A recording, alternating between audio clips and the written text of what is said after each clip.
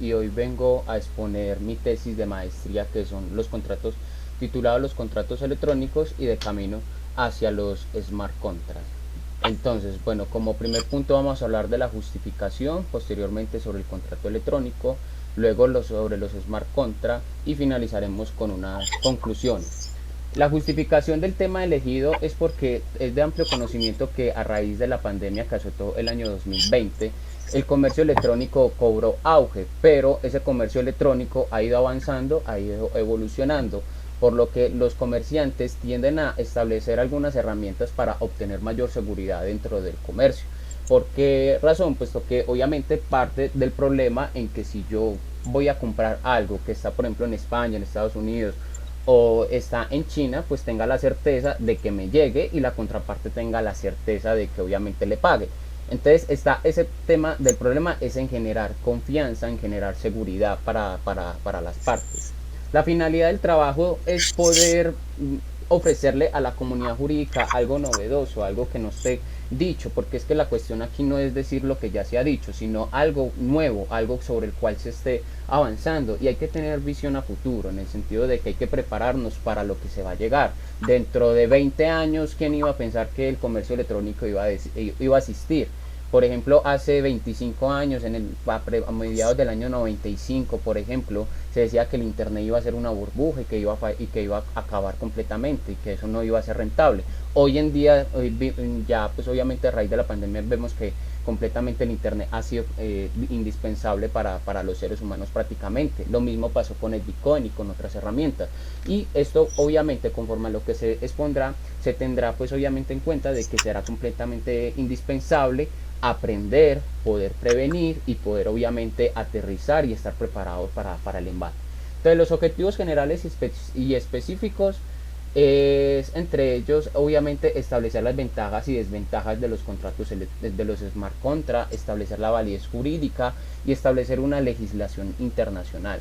En el tema específico es establecer qué tenemos y qué nos falta, qué diferencias o qué diferencias y qué similitudes se encuentran obviamente en los contratos electrónicos y los smart contracts y poder establecer si con lo que tenemos la regulación actual podría solucionar los problemas que se vienen suscitando a raíz de los contratos inteligentes. Entonces para ello debemos de partir como qué tenemos, qué nos falta, de dónde venimos y para dónde vamos. Como primer punto están los contratos electrónicos. Los contratos electrónicos, bueno, son dos génesis, contrato y luego electrónico.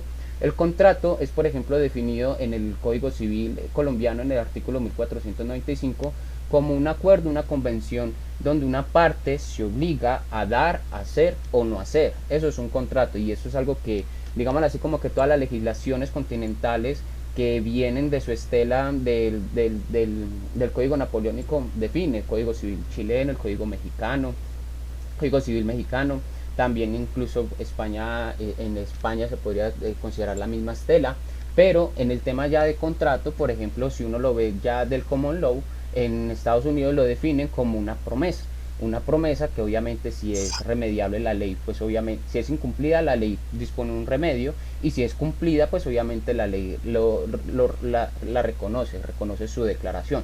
Entonces aquí parte como el tema de contrato, dependiendo del país también podría cambiar su concepto, en el sentido de que aquí es una obligación y aquí es una promesa, es decir, como una expectativa, aquí es una voluntad.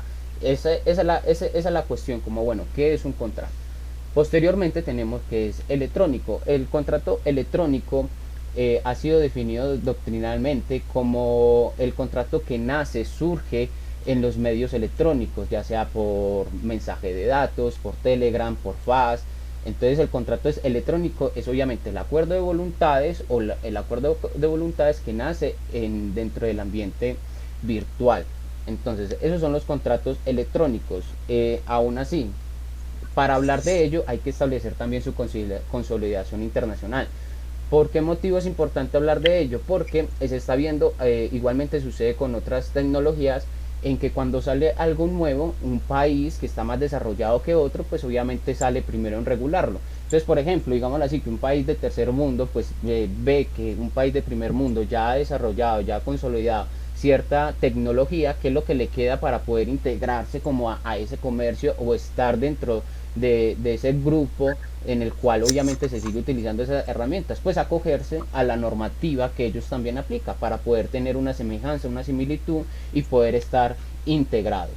Entonces, frente a esa consolidación del contrato electrónico a nivel internacional, se tiene que, por ejemplo, la Comisión de las Naciones Unidas para el Comercio, para el Comercio Internacional, estableció en el año 1996 la Ley Modelo de Comercio Electrónico. Posteriormente, en el año 2001, la Ley de Firmas Electrónicas.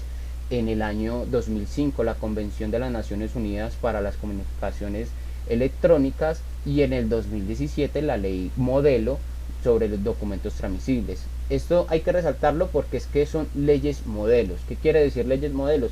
Son leyes que obviamente marcan las pautas para poder decirle como a un estado, mira, estos son como recomendaciones, son como algo que se puede basar para que obviamente su ley pueda ser aportada y pueda ser armónica con el derecho internacional. Por ejemplo, en Colombia está la ley 527 y si uno mira y lo compara, casi es prácticamente lo mismo que la ley 34 del 2002 de España, y así con otras legislaciones. ¿Por qué motivo? Porque es que si yo quiero negociar aquí en Colombia, pero lo quiero hacer con una parte, ya sea de Canadá, ya sea de Zimbabue, de cualquier otro país, lo que yo quiero es tener una normativa uniforme del cual me dé seguridad jurídica, en el sentido de que, bueno, las reglas de aquí tienen semejanza a las de allá, y con ese sentido poder tener la confianza de que no me van a cambiar las normas de juego, o peor aún, estaría negociando como en un terreno vacío, o en un terreno pues obviamente en el cual sería muy desconcertante para uno como comerciante. Entonces la conciliación del comercio electrónico no fue algo espontáneo. Si uno lo mira pues obviamente desde el surgimiento del internet, que se dice que fue, bueno, 1969, otras personas afirman de que el 89, se ha partido de que la ley de modelo de comercio electrónico fue en el año 96. Entonces, o sea, si miramos, y después de ahí salió 5 años después la ley de firma electrónica en el año 2001, o sea, ha sido como paulatina, cada 5 años, cada cierto tiempo. Y cada ley tiene pues obviamente su propio objetivo. La ley de comercio electrónico es obviamente en la tradición, en la oferta, en la entrega, en el tema de vender, en comprar. La ley de la firma electrónica, que es algo muy importante, que más adelante se ahondará ahí, es en el tema de la acreditación de la identidad, para poder obviamente establecer si el que está negociando es la persona que en realidad está diciendo. La Convención de las Naciones Unidas del Comercio Electrónico es porque antes de las etapas de la concertación del negocio, pues obviamente sea válido. Y la ley de los documentos transmisibles, para poder, digamos así, como hacer un endoso, una sesión sobre una carta de porte, por ejemplo, o de los documentos que obviamente se ostenta una titularidad y poder ceder. Entonces, está la consolidación y está la formación. La formación es obviamente, como se indicó, es la oferta y la contraoferta, surge dentro del ámbito virtual. Ese es como el punto del cual obviamente, digámoslo así, se tiene sobre los contratos electrónicos, y es importante resaltarlo porque obviamente va a tener incidencia en este tercer apartado, que son los smart contracts. Entonces tenemos la definición, la consolidación y la formación. Tenemos los smart contracts, el concepto es bastante rígido en el sentido de que no hay algo como uniforme, porque hay algunos que aceptan que como contrato y otros que no. ¿Por qué? Porque es que, por ejemplo, se dice que no es un contrato en debida forma, porque en realidad lo que se habla es de un programa. ¿Qué es lo que sucede? Que digamos así, que yo simplemente cojo una aplicación, un programa como CW+, Solidity o Python, o esos programas de programación, y pues obviamente la obligación queda sometida a una condición y por ende un resultado. Por eso se dice que no es un contrato, que simplemente es un programa, como lo podemos encontrar en cualquier computador. Otros dicen que no es ni inteligente, porque es que no puede razonar, o sea, no tiene nada de inteligencia, simplemente son obligaciones ya previamente definidas, que simplemente las ejecuta. Entonces, otros nos dicen, no es contrato, no es electrónico. Otros lo definen como un Smart Legal Contract, un contrato legal inteligente, porque entre ellos se pactan obligaciones, y que obviamente tienen incidencia dentro del patrimonio de la persona, y por ese solo hecho ya debería tener incidencia legal. Entonces, sobre el punto es que no hay como una cuestión uniforme, que digámoslo así, como se considerará contrato y se considerará inteligente, o si no como un programa. Entre ellos, el contrato inteligente reposa en la blockchain. La blockchain es una base de datos. ¿Qué es lo que pasa con la blockchain? La blockchain es una base de datos tendiente a firmar la trazabilidad de los negocios, en el sentido de como, bueno, yo compro un carro, se lo paso a José Miguel se lo pasa a la señora María, pero bueno, ¿cómo se sabe que obviamente se dio esa negociación sin alguna nulidad? Pues o se dio de manera efectiva. Pues para eso está la blockchain. La blockchain funciona como con una base. En la base de datos están los bloques que tienen su información. Está esta información, bueno, aquí está esta información aquí, y esa otra información está acá, y eso lo une a través de un hash, un hash. Entonces la blockchain es una base de datos descentralizada que obviamente se funciona mediante consenso, donde los mismos usuarios son los que aprueban o no aprueban el negocio a través, pues obviamente, de fórmulas matemáticas. Entonces eso es relevante para el tema de la blockchain, porque obviamente en los negocios, como yo sé que lo que tengo sí puedo negociar, sí tengo la titularidad y sí tengo el derecho.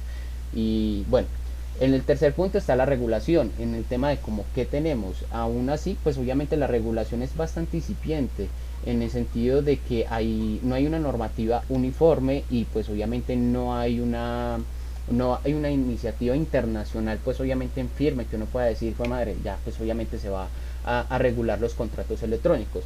Porque por ejemplo en la Unión Europea desde el año 2019, el Observatorio Europeo de la Blockchain emitió un informe sobre los contratos electrónicos, y en ellos se estableció que hay ciertos problemas que se deben de solucionar, como el tema de los activos digitales, la determinación de la responsabilidad, el lenguaje comprensible, porque está escrito en un lenguaje de programación, cosa que obviamente no es fácil para cualquier ser humano. O sea, pues se requiere un conocimiento previo y un estudio previo para entender los códigos ahí dispuestos, la legalidad de las transacciones, obviamente, y el control sobre la actividad. Entonces es sobre ello que obviamente para la Unión Europea ya ha manifestado interés en solucionar estos problemas, para poder obviamente por ende tener una regulación. Entonces, aún así, en la Unión Europea no significa que obviamente no haya los contratos los contratos inteligentes debidamente regulados, porque por ejemplo en Italia se cuenta con el decreto 135 del 2018. En ello se define como un smart contract como un programa de computadora. En el tema del comercio, pues, electrónico, y en el tema de la blockchain, y por ende también de los contratos inteligentes, Estonia es un país pionero en el uso de la blockchain, porque utiliza el registro de sucesiones desde el año 2012 aproximadamente, el registro de sucesiones. Entonces, por ejemplo, si una persona fallece y deja unos bienes, pues obviamente ahí reposa en el tema de la blockchain como base de datos. Malta es un país obviamente como tendiente, es un país muy muy muy electrónico, porque tiene la ley de activos financieros virtuales. Y Bielorrusia, en Bielorrusia, que fue el primer país en legalizar eso mediante el decreto 8 del 2017. En Estados Unidos tenemos Iowa, Tennessee, Arizona, Ohio, Nebraska, Connecticut, Rhode Island. Todos estos estados que definen a los contratos electrónicos, a contratos inteligentes, como programas. Entonces, aquí pasamos al tema de los desafíos: la identidad, el consentimiento. La identidad es, bueno, yo cómo sé, porque cuando estamos en medios virtuales, cómo sé que estoy hablando con esta persona, si se llama el gato José, cómo sé que se llama, cómo es la identidad de él. El consentimiento, pues obviamente estamos en lenguaje de programación. Entonces, en el lenguaje de la programación, si yo lo que en realidad estoy negociando, en realidad se está diciendo dentro de ese contrato. Y la capacidad, como sé que obviamente detrás de la pantalla no es un niño jugando con la billetera de su padre. La forma de solución y la ley aplicable, en el sentido de que obviamente los contratos, a pesar de que estén escritos en programación y yo no conozca la contraparte, ¿qué solución podemos tener? ¿A dónde podemos acudir? El tecnicismo y la prueba judicial es porque esto se requiere obviamente de un estudio previo, que es la programación. Y la intervención estatal, el alcance del Estado para poder intervenir dentro de los contratos inteligentes, hasta dónde llega el poder del Estado. Y la eficacia y validez de los contratos inteligentes, en el sentido de como, bueno, si la eficacia es en que materialmente podamos decir que tiene resultados, y la validez de que no tiene ninguna nulidad, que no haya falta en capacidad, vicios en el consentimiento, objeto ilícito, causa ilegal. Entonces, esos son los desafíos y las posibles soluciones. En el tema ya del apartado de las conclusiones, por ejemplo, podemos decir varias cuestiones. En el tema de la identidad de las partes, junto con el consentimiento y capacidad, se ha propuesto en establecer dos contratos, que sea el contrato inteligente y un contrato escrito, entre comillas, como en el lenguaje natural o entendible del ser humano. Es decir, como el contrato inteligente está concebido como una forma de ejecutar las obligaciones. Listo, si te vendo esto, el momento en que me entregue, te doy el dinero. Está escrito ahí en el lenguaje de programación, pero los derechos y obligaciones van a estar redactados en un contrato electrónico, un contrato pues obviamente comprensible, con cláusulas y que obviamente sea en un idioma, ya sea el español o en el que ambas partes manejen. Eso es en el tema de la identidad y consentimiento y capacidad, y también obviamente en establecer ciertos deberes y diligencias de las partes para poder establecer la identidad de las personas, para que obviamente, digámoslo así, no se pueda alegar a su favor posteriormente su propia culpa. Usted tenía el deber de asesorarse de que con la persona que está contratando era quien dice ser y tenía el consentimiento y la capacidad, tenía la identidad y tenía la capacidad. La forma de solución: actualmente hay páginas que se ofrecen para solucionar todos estos problemas que surgen del comercio electrónico a raíz de los negocios, a raíz de los contratos electrónicos, y está de Aragon Network, Kleros, Legalis, Open Bazaar, que son páginas que se ofrecen para ser jueces. Incluso Kleros es una justicia descentralizada y democrática, pero que obviamente se ofrece como por una forma de solución. El tecnicismo y la prueba judicial pues obviamente es algo fácil de comprenderlo, simplemente tener un perito, digamos así, que en un debate judicial simplemente tener un perito para que obviamente se ofrezca a traducir esos lenguajes de programación. La intervención estatal se ofrece, por ejemplo, en el sentido de que se puedan establecer mecanismos de prevención, y dentro de esos mecanismos de prevención poder el Estado actuar como tal. Porque, por ejemplo, en Bielorrusia se dice que no se podrá alegar la nulidad si se faltaron a sus deberes de diligencia. Eso lo dice en el decreto 8 del 2017. Entonces, mire que el Estado ya está metiendo la mano antes de, porque obviamente el poder del Estado llega hasta cierto punto. El poder del Estado está tratando de transgredir ese punto que la virtualidad le impone. Porque, bueno, yo cómo voy a embargar un NFT, un token o un lote en el metaverso, ¿cómo lo voy a hacer? Entonces, obviamente trata de sobrepasarse. La eficacia y la validez de los contratos inteligentes: en ello pues obviamente se establece el uso de los oráculos. El uso de los oráculos como personas o medios, mecanismos para poder establecer el cumplimiento de las obligaciones. Es decir, un oráculo que se sirva de certificar que yo al comprar una mercancía sí me haya llegado al puerto. Y que obviamente el oráculo con su firma, con su acreditación o validación, pues obviamente le dé el visto bueno. Entonces, frente a ello, ¿qué podemos decir? Que no existe un consenso sobre su concepto. Hay algunos que dicen que no es contrato, otros dicen que sí es contrato, porque a pesar de que sean un código de programación, sean eso o no lo otro, el génesis, el punto de la discordia de todo es que sigue siendo contrato. O sea, independientemente de eso. O sea, contrato electrónico, contrato inteligente, contrato tradicional, contrato no. Es un acuerdo de voluntades. Tú tienes derechos, tú tienes obligaciones. Eso es lo que se considera. Pero otros dicen, no, es un programa, simplemente un programa de una computadora, que es como se ha dicho, que obviamente lo ha definido países como en Italia y algunos países como en algunos estados de Estados Unidos. Y ante ello nos lleva a la falta de armonización legal internacional, porque es que obviamente de qué me sirve tener un concepto aquí y obviamente un país diferente.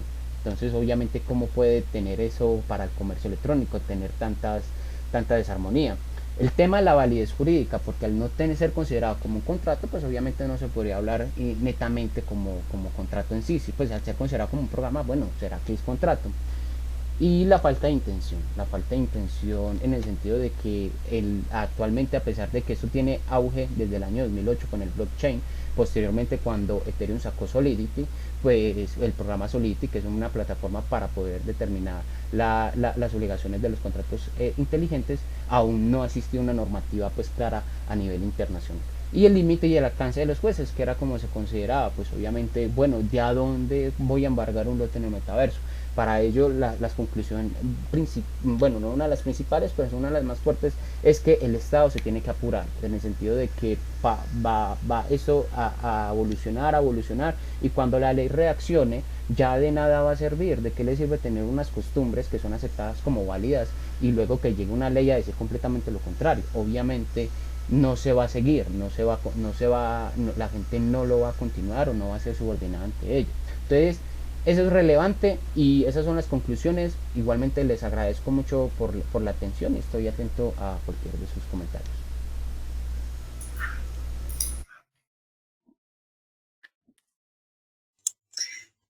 Muchísimas gracias. Tiene la palabra el profesor doctor José Miguel Sánchez. Muchas gracias, presidenta, con la venia. Juan Pablo, quiero comenzar mi intervención hablando precisamente de la suya. Más allá de los aspectos gráficos de la presentación, tengo que decir que la exposición ha sido muy fluida, brillante, quizá un poco atropellada porque quería decirnos muchas cosas al mismo tiempo, ¿no? Y que no se le agotara el tiempo, pues, en el que, por cierto, ha sido prácticamente clínico, ha llegado a los 20 minutos casi por un par de segundos, o sea que en ese sentido muy bien. Y enhorabuena por la exposición, ya digo, su intervención me ha parecido muy buena, muy bien. En cuanto al trabajo en sí, partimos de una cuestión previa, de una premisa previa, y es que, claro, la propia materia que aborda es interesante, es moderna, es actual, y sin duda es algo que en el presente y sobre todo en el futuro va a tener un impacto en el comercio internacional. La capacidad de hacer uso de los medios electrónicos de forma intensiva, de forma cada vez más compleja y que facilita más la relación comercial internacional, pues evidentemente va a tener también un impacto en las formas de contratación internacional. Claro, al respecto de esta materia, como digo, entendiendo que, como digo, es una materia moderna y actual, hay un cierto riesgo, antes de entrar en su trabajo, hay un cierto riesgo en el que quizá cae en su exposición, y es la atracción por la novedad. La atracción por la novedad, ¿no? Es, bueno, pues se dan por seguras o se dan por ciertas una serie de afirmaciones que siempre se hacen, ¿no? Y es que son cadenas de información que son neutrales, que permiten que la completa trazabilidad y que no haya ningún tipo de riesgo para que no pueda haber fraude o vicio del consentimiento o... Claro, todo esto está muy bien en la parte teórica, pero yo siempre tengo, o al menos siempre queda en la cabeza del jurista, ese riesgo que hay detrás de quien, bueno, el jurista y del analista externo, ¿no? ¿Quién hay detrás del programa informático que crea todo esto? O del conjunto de programas. Siempre cito el mismo caso, y no tiene que ver con esto concretamente, de ese empleado del Banco de Suiza que se quedaba con un decimal, que era el sexto o el séptimo decimal de todas las transacciones del banco. Y que en cuestión, yo creo que ni siquiera era el sexto o el séptimo, ahora estamos hablando del decimosegundo o decimotercer decimal. Y terminó por hacerse con un capital enorme. Es el riesgo que tiene este tipo de tecnología, que las prevenciones que todos tenemos cuando contratamos utilizando sistemas tradicionales, en cierta medida desaparecen por la confianza en el elemento tecnológico, que a veces se acoge de forma un tanto acrítica y quedándonos con la parte buena, pero no analizando los riesgos. Creo que ahí hay algo de esto, eso no, ¿vale? Un cierto enamoramiento de la tecnología, entiéndame el término, de la atracción que tiene siempre todo lo bueno o todo lo nuevo. Y evidentemente tiene muchas cosas buenas, pero hemos de ser conscientes como analistas de que esos aspectos riesgosos tienen que destacarse algo más. Entrando ya un poquito más en materia en relación con el trabajo, veo algún problema de formato en el índice. Por ejemplo, el apartado 2.1 aparece todo en mayúsculas, contrato electrónico. Y hay un par de referencias o un par de párrafos que parecen, o al menos aparentemente están, con otro tipo de letra. Hay una referencia en la página 31, o la lista de autores que usted referencia en la página 34 del trabajo. No digo que lo estén, al menos en el PDF que yo he leído, sí daba la sensación de que estaban en otro tipo de letra. Probablemente porque lo haya extraído de algún documento y al hacer la traslación no le haya dado el mismo formato.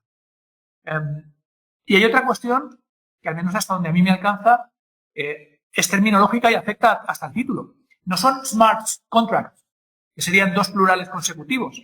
Sería smart contracts. El plural va en el sustantivo, en el idioma inglés.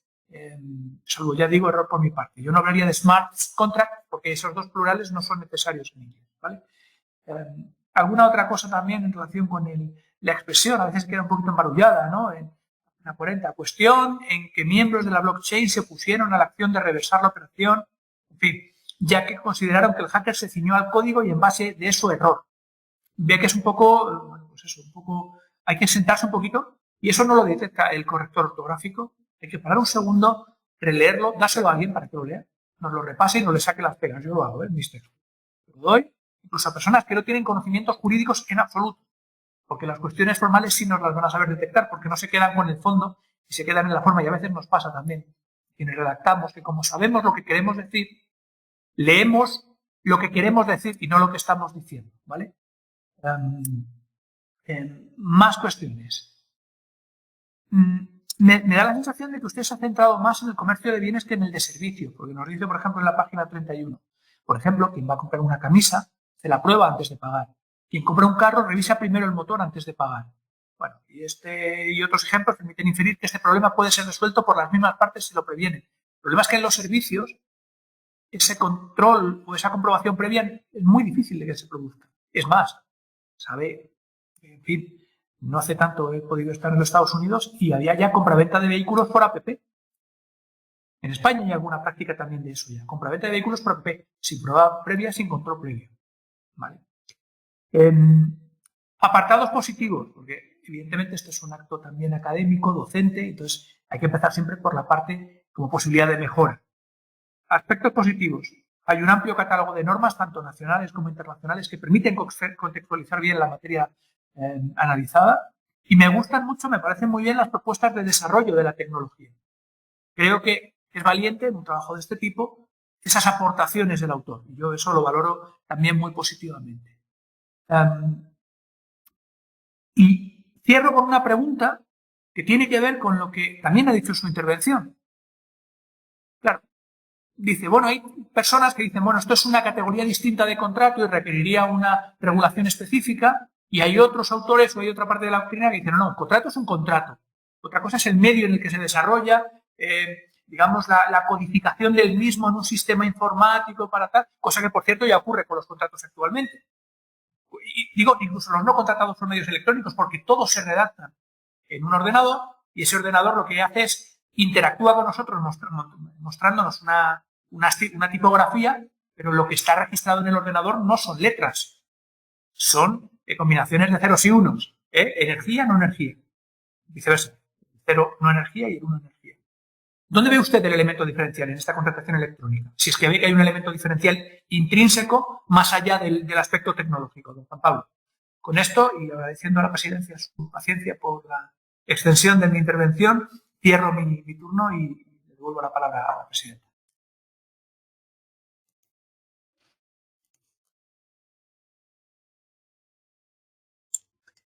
Muchísimas gracias al profesor doctor José Miguel Sánchez por su intervención. Suscribo todo lo comentado por el profesor y querría hacerle una serie de comentarios siempre con ánimo constructivo. Vamos a hablar primero sobre el PowerPoint. Siempre conviene la primera página poner el nombre del director del trabajo, porque igual que nos dirige, pues por ejemplo una tesis doctoral siempre se pone, y también los trabajos de fin de grado. Fin de máster. El índice siempre, el primer punto será una introducción y luego acaba con las conclusiones. Aquí habla de la justificación del objeto y cuidado porque está sobrescrito. Entonces, antes de exponer hay que ver, porque muchas veces el PDF cambia el contenido. A lo mejor incluso porque como ha utilizado PowerPoint en vez de PDF, pues se la ha movido. Entonces, el primer punto sería la introducción, más que porque la justificación, el objeto está dentro de esa introducción.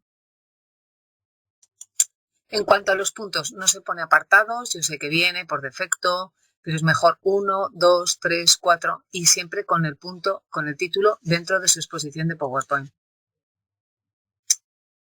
Y bueno, pues me parece bien que ha utilizado varias terminologías. Yo creo que es que aquí se están contando varias cosas, porque una cosa son las monedas virtuales, otra cosa son los contratos electrónicos y son temas diferentes. Entonces, aquí aparece como todo ahí mezclado, o incluso los que llaman mineros, pues le llaman mineros dentro de blockchains y toda esta terminología. Comentarle, aparte de esos puntos, aquí mire cómo ha recogido aquí, por ejemplo, en números romanos, como desafíos y posibles soluciones, y en cambio en los demás con números arábigos. Por lo tanto, hay que tener cuidado. Y un minuto, porque me ha pasado como a mí la anterior, la alumna. He tenido ahí el ordenador, pero es por la tarde. y ahora me está diciendo que le queda poca batería y lo voy a enchufar porque si no, como me dice que me queda un 10%, no va a ser que me quede con la palabra en la boca.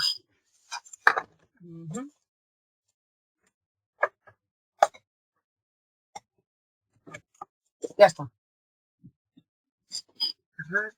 Esto pasa algo por aquí, ¿por qué no? Sí, perfecto, ya tenemos. Es que si no el ordenador se quema de tenerlo siempre enchufado, el portátil. Y bueno, pues comentarle cuidado con dentro de su propio índice, su trabajo escrito, que pone alguno de los epígrafes con mayúsculas todo, otro con minúsculas, entonces hay que cuidar las formas porque son también importantes. A la hora de citar, hay que citar correctamente, no es lo mismo referencias bibliográficas que bibliografía. Las referencias bibliográficas es lo que encuentra en el texto y la bibliografía es lo que puede encontrar sobre la materia sin tener que consultarlo ni leerlo. Y yo le querría hacer hincapié. Yo no le he oído en ningún momento la palabra inteligencia artificial, que está súper de moda. Y es lo que se está aplicando ahora mismo, que es very fashion, lo de la inteligencia, muy in, como dirían, sobre la inteligencia artificial. Y es que están, yo me quedé sorprendida hace unos años, estaba en una conferencia y de una amiga mía que además se dedica todo al legal trench, y además es que es muy avanzada en esa materia, porque está claro, los de derecho les suele dar un poco yuyu ver todo lo que son tecnologías. Entonces, claro, ha visto la brecha ahí y ahí está en ello. Y lo de la inteligencia artificial a mí me sorprendió porque sacaron un vídeo en esa conferencia que acudí en el que decían que, bueno, pues que en Estados Unidos habían contratado a un ordenador y le habían instituido como socio de ese despacho multinacional. Y luego cuando me pusieron la cara también de monísima la muerte, que era la mujer que estaban reproduciendo con inteligencia artificial y demás, pues que claro, la gente ya no va a saber si es real, no real, o le va a gustar más la muñeca que la persona, claro. Porque claro, son perfectas, dóciles y demás. Creo que en China que además se saca un robot ya que hace todo y demás. Veremos hasta dónde llegamos. Y luego la intervención concretamente del creador de todo lo que es el ChatGPT, que han empezado algunos alumnos, que yo ya he tenido algún alumno que le he dicho, hombre, hay que aprender a redactar, ya lo utilizará usted como base, pero no me lo utilice, porque ya les comento, el propio Turnitin ya está indicando si estás utilizando inteligencia artificial o no, y te lo detecta.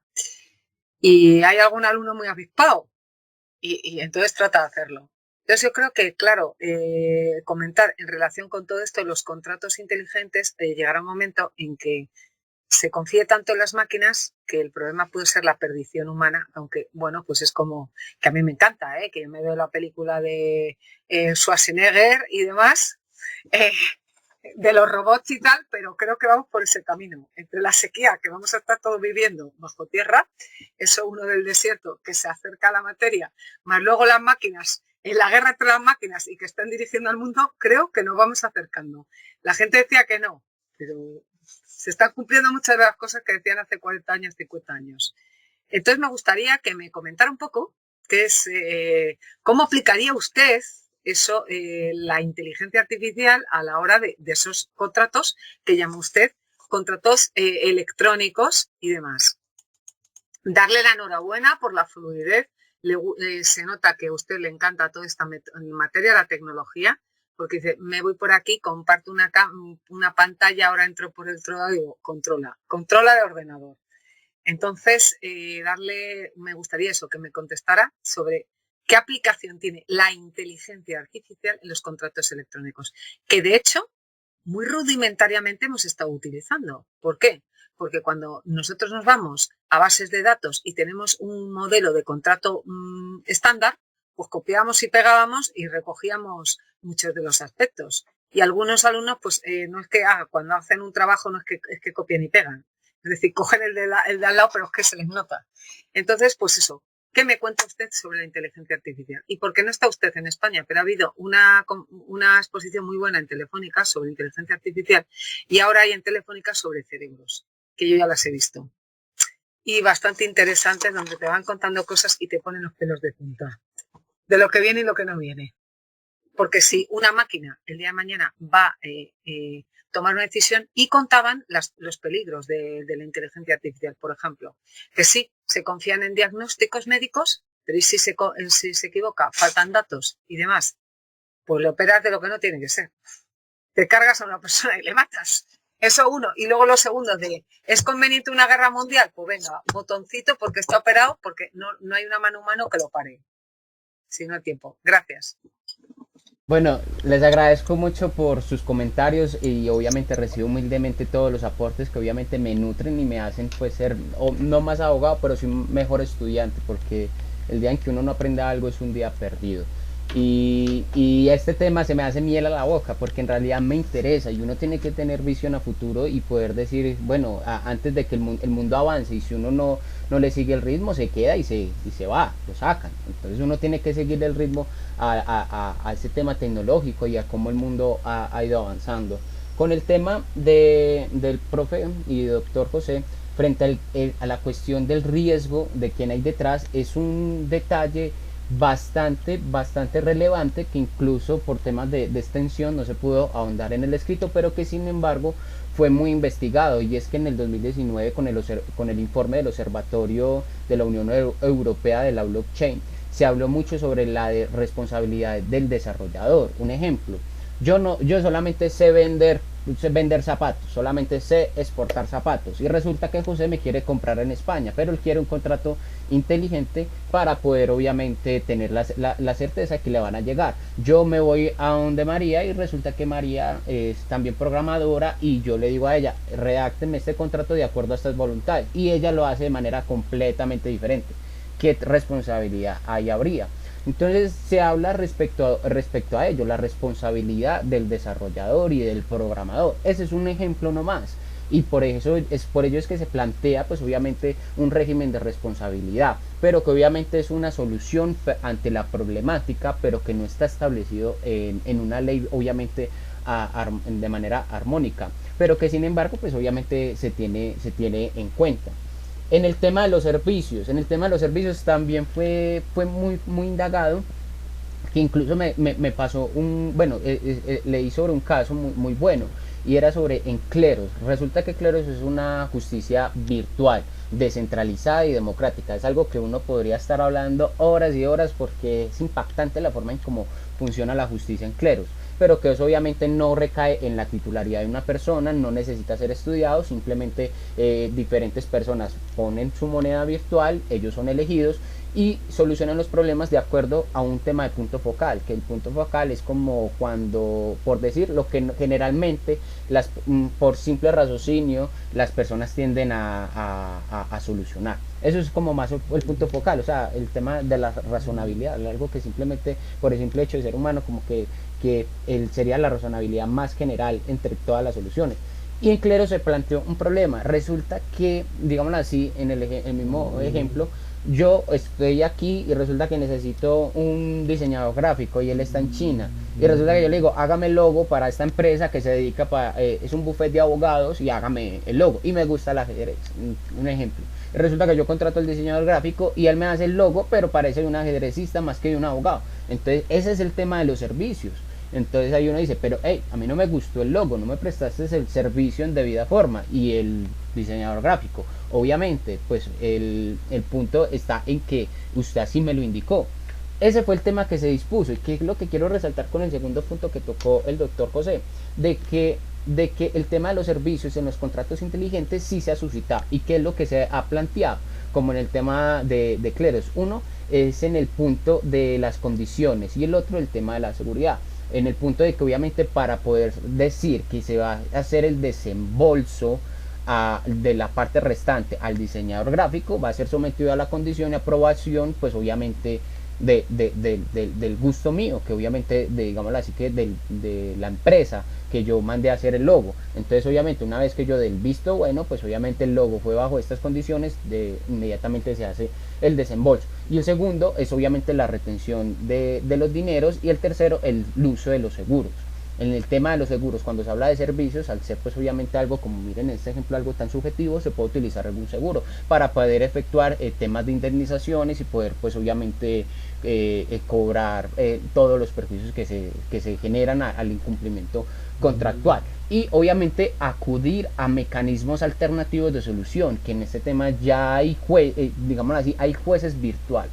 Hay jueces virtuales, como la principal es la que más me atrajo, aparte de que son muchas, que es Cleros, que obviamente funciona de esa manera. Incluso hay contratos donde se dispone que la parte, que digamos así, yo tengo 500.000 euros, de esos 500.000 euros van a ir a un fondo, va a ir a un tercero, donde igualmente se van a retener, y en caso de que se suscite alguna controversia judicial, pues obviamente la parte vencida dentro del proceso, pues obviamente perderá el dinero. El que las dio las recibirá dobladas, y el que las recibió las perderá completamente. Más o menos así como se ha tratado el tema de los servicios, que sin embargo en este tema de la tesis no ha pasado como de largo. Los aportes del autor. En este tema, de nada sirve escribir si uno no se construye una opinión propia, porque como lo comentaba al principio, de nada sirve decir lo que ya está dicho y pensar lo que ya está pensado.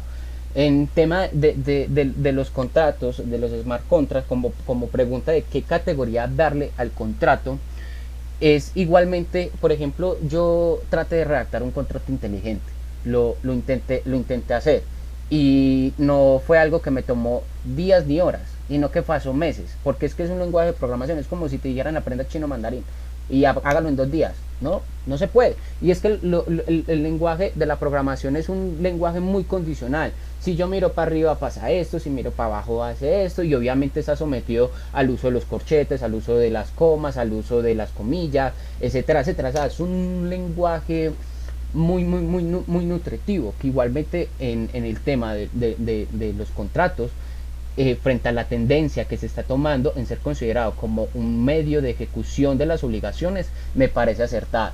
¿Por qué razón? Porque yo que intenté redactar un contrato inteligente, no habían cláusulas, o sea, en el sentido de que el contratista, qué derechos, qué obligaciones, qué tendrán, nada, simplemente es, usted tiene el deber de entregarme sí o no. Sí.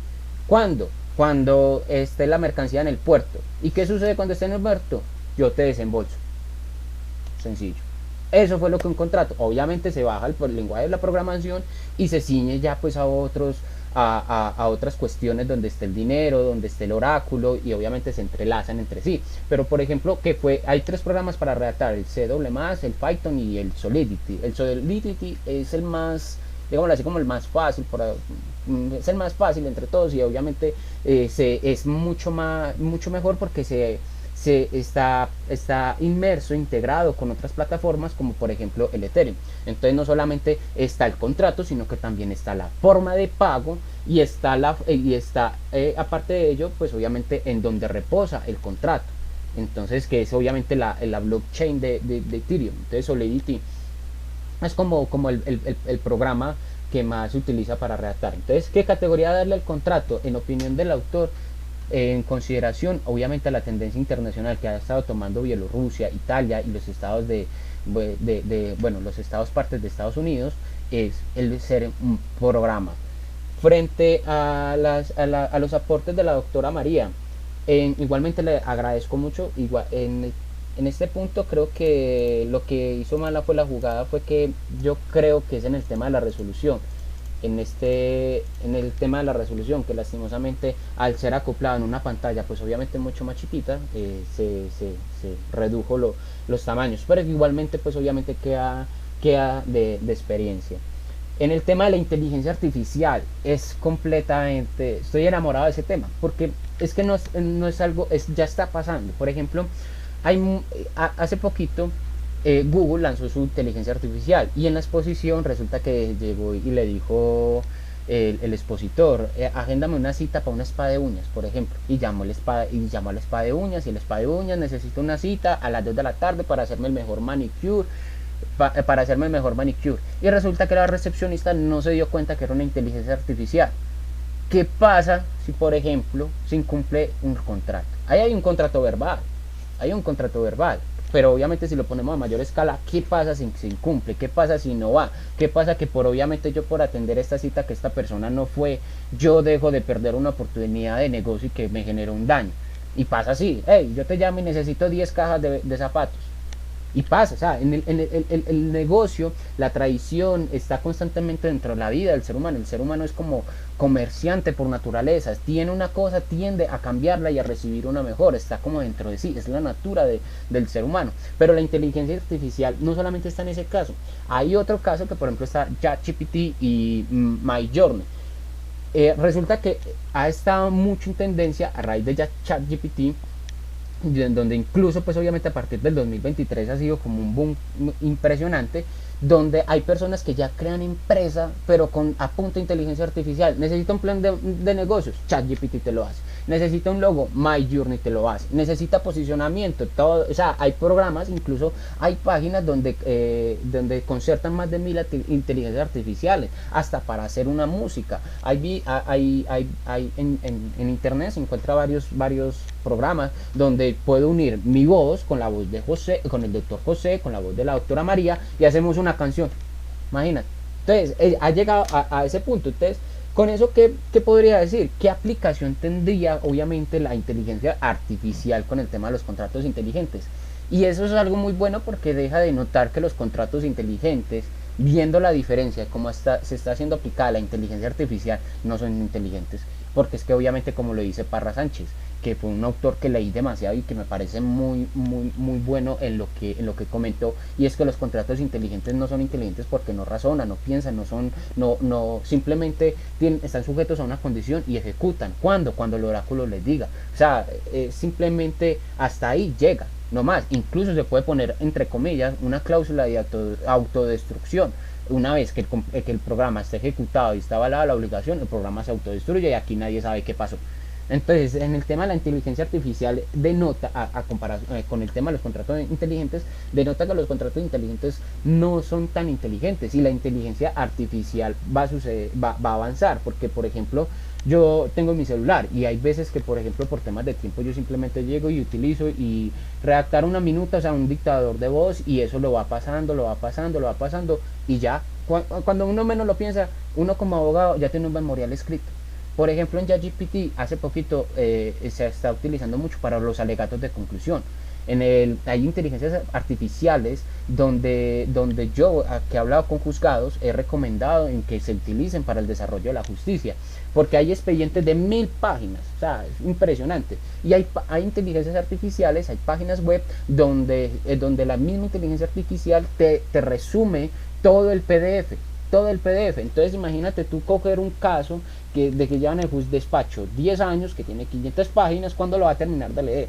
Y eso desarrolla mucho, porque en el tema de la inteligencia artificial puede ser utilizado en diferentes campos, que obviamente no podría ser una dependencia, pero sí podría ser un complemento. Entonces, en el tema de la inteligencia artificial con los contratos inteligentes, puede desembocar un sinfín de hechos o supuestos, de los cuales pues obviamente habría que analizar punto por punto. Está en el tema de la justicia, en el tema del comercio, en el tema de los seguros, por ejemplo, en el tema también de la constitución de sociedades. Hace poquito salió una noticia en Twitter que una persona con la inteligencia artificial en 20 minutos creó un modelo de negocio y ya tenía inversionistas en un momentico. Así, sencillo. Y él simplemente puso las directrices y estaba sentado tomándose un café y el programa ejecutándose solo. Y ahí, sentado, tranquilo. Entonces, eso es algo muy bueno y que marca la diferencia con el tema de los contratos inteligentes. Ante todo ello, resumiendo, poniendo el complemento de la idea, ¿qué podría decirse? Que los contratos inteligentes es un medio de ejecución seguro para los comerciantes, que en el que se deja a disposición de un tercero, que es un programa para la validación de las obligaciones y garantías de las partes, pero que igualmente es un medio de ejecución, pues no puede ser considerado un contrato por lo anteriormente dicho. Ese sería como el punto. Y bueno, ahí discúlpeme si me extendí, porque es que me dieron cuerda.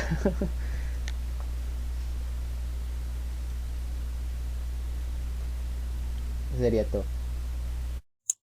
Pues muchísimas gracias. Si no quiere comentar nada el profesor doctor José Miguel Sánchez, pues Creo que Juan Pablo ha hablado por mí, por usted, presidenta, y por unos cuantos alumnos más. Pues sí. Está bien, por mi parte está todo.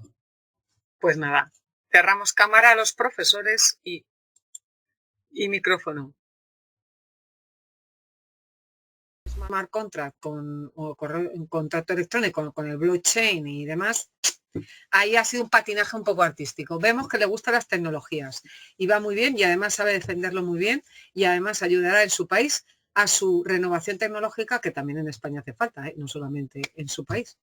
Que a mí me contaban, y que era bastante interesante, que muchas veces no actualizaban la justicia porque no convenía. Y digo, ¿por qué? Ah, claro, porque si tú tienes una justicia que va rápida y ágil, pues la corrupción se ha acabado. Y entonces, claro, pero eso pasa en todos los países del mundo. Y yo decía, ¿pero por qué? Si, por ejemplo, la agencia tributaria es súper ágil y tiene inteligencia artificial porque hay que recaudar, pero luego cuando es la aplicación de la justicia van lentos. Bueno, y en España ahora que estamos con huelgas, pues todavía más. Pobrecillos. Porque aparte los abogados no cobran mientras no presentan los casos, en algunos casos. Así que provisión de fondos. Eso es lo que yo aconsejo. Claro. Enhorabuena, Pues Juan Pablo. Ha enhorabuena. terminado el máster ya. Perfecto, les agradezco mucho, mucho por sus palabras y... No se le oye. Ah, n- des- eh, me oye ya, ahí.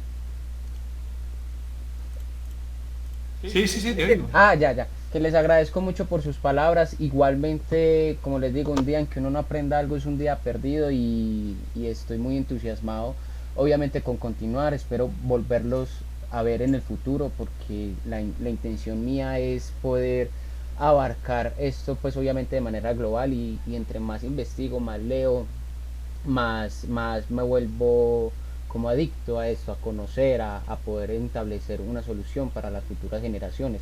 Y así funciona el conocimiento, montándose a hombros de gigantes. Entonces, les agradezco mucho por su tiempo y por su concepto. Pues tiene en la lucha contra el fraude fiscal